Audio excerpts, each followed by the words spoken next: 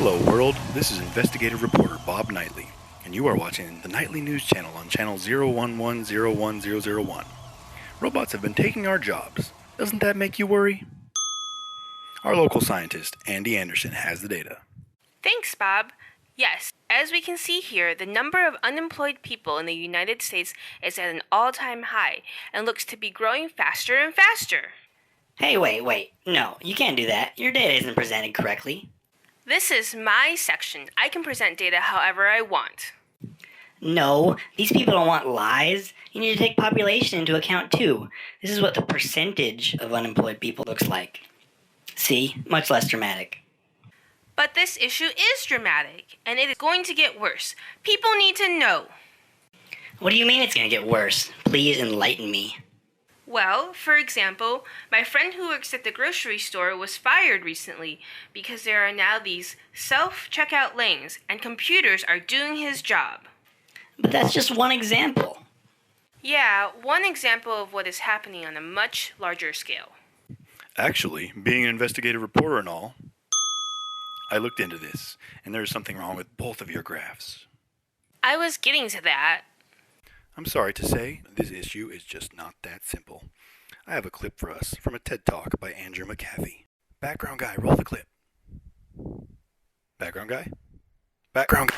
As it turns out, when tens of millions of people are unemployed or underemployed, there's a fair amount of interest in what technology might be doing to the labor force. And the question is whether or not all these digital technologies are affecting people's ability to earn a living. Or to say it a little bit different way, are the droids taking our jobs? And there's some evidence that they are. So this red line is the employment to population ratio. In other words, the percentage of working age people in America who have work. And we see that it cratered during the Great Recession, and it hasn't started to bounce back at all. Folks, what he was talking about is known as technological unemployment, or the loss of jobs due to technology. And he was certainly correct in saying that it can be a dramatic issue. Okay, so then this is real? Robots are taking our jobs? Basically, yes. Well, not entirely immediately, but it is happening.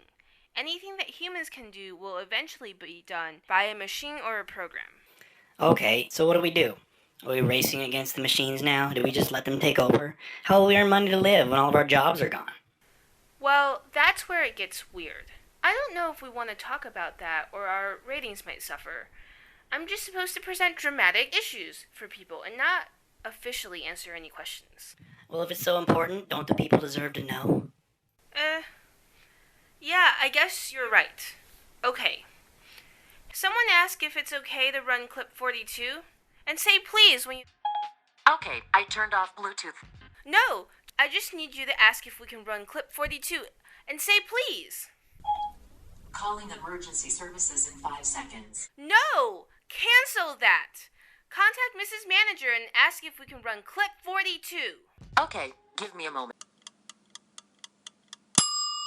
Nice! Green light! Technology is so awesome. This is a clip from another TED Talk by Erik Brynjolfson. Hey, background guy, can you... And today, a chess program running on a cell phone can beat a human grandmaster.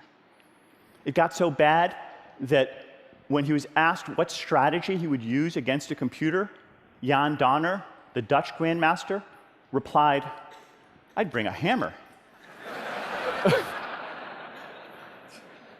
But today, a computer is no longer the world chess champion.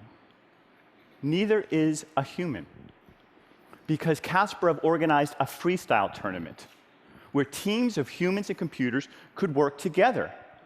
And the winning team had no grandmaster, had no supercomputer. What they had, better teamwork. They showed that a team of humans and computers working together could beat any computer or any human working alone. Racing with the machine beats racing against the machine. Technology is not destiny. We shape our destiny. I think I get it. What he basically said is that we can do better than either machines or people by combining forces. Yep, that's what the leading minds in this field think. Work with the machines. But what does that even mean? Do not resist. Yeah, what he said. Working with the machine simply means don't resist if your field starts to get automated, because it eventually will.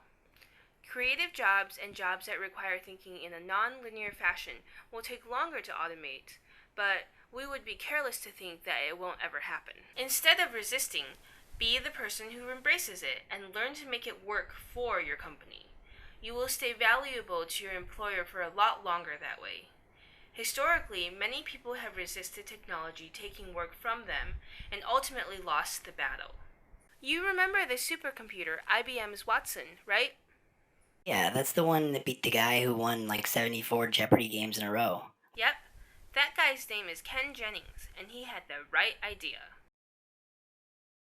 Ha ha, very funny. You still miss one part. How do we make a living? Well, that one is hard to answer because we aren't there yet, and it could turn out any number of ways. But if machines and programs handle, well, everything, things will have to change. A lot. Some leaders in the field think we might even need to let go of the labor for pay model that we have had for so long. And of course, we can say it will be a long time before that ever happens if we want. But if you described a smartphone to someone in the 80s, they'd say it was near impossible. If you showed them one, they'd think it was magic. Wow, so in the future I might get paid for doing nothing? Cool. I also noticed your Arthur C. Clarke reference there. He was the one who... Any sufficiently advanced technology is indistinguishable from magic. You got it. You know what else he said? The goal of the future is full unemployment so we can play. That's why we have to destroy the present political economic system. Do you know who Buckminster Fuller is? Yeah, that super smart architect slash inventor slash author guy. He was even president of Mensa. Right again. He spoke about this topic too. He said, we should do away with the absolutely inaccurate notion that everybody has to earn a living. We keep inventing jobs because of this false idea that everybody has to be employed at some kind of drudgery to justify their right to exist. The true business of people should be to go back to school and think about whatever it was they were thinking about before somebody came along and told them that they had to earn a living. Whoa, that's intense. My head hurts. I have to go think about this for a while. So there you have it, folks. In order to survive this new machine age, we should work with the robots and accept the fact that they will be taking over. Accept the fact that they will be taking over many of the jobs we currently do. If we learn to work with them, we will ultimately reach places never before possible. Does he sound different to you? No, not at all. You're crazy.